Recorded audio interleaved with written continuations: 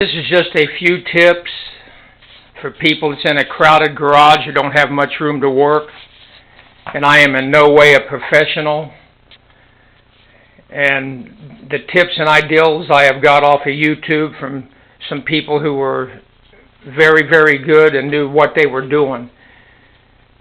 And these are just passing their ideals along, which makes me feel safer on some of the things that I do, because I've been doing woodworking for about 2 years, made quite a few different things, and I definitely want to keep all my fingers. But you can see that everything I have in here, very, very crowded. I keep my tractor and boat in here.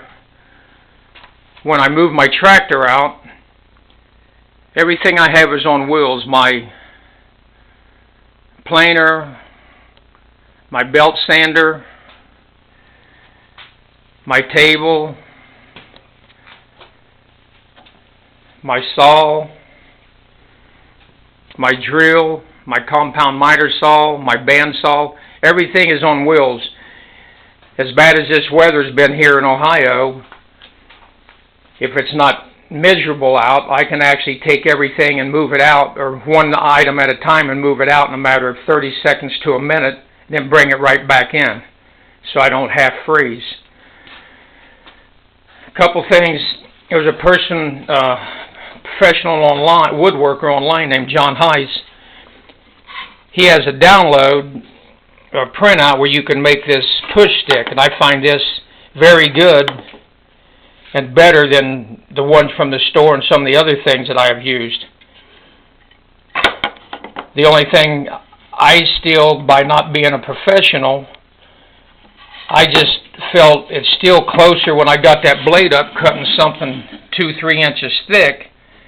My hand's still closer than what I really like. So I made the same version, I just made one much bigger, which puts my hands up another 2-3 inches. And I feel safer using that type push stick. Also, for cutting little small blocks, I would never use my fingers, not even a push stick, on my table sled to cut something little like this. So what I do is I clamp it down, I push the wood all the way down, and I make sure that the blade is cleared going between these. And this stuff is very tight in here. I've cut quite a few pieces like this. Some that's actually thin and long all the way out to here, and I keep them clamped down. I push these blocks down on top, make them very, very tight. And I feel, at least in my opinion, to me, way, way safer way. You're going to use your bandsaw and you got something little and small. This is only about a 1/4 inch. And I might want to cut off a 1/16 to an 1/8 to make a plug. So I have it in here and it's very solid, and I just take it through the bandsaw, keep my fingers away from the blades by having it in my clamp.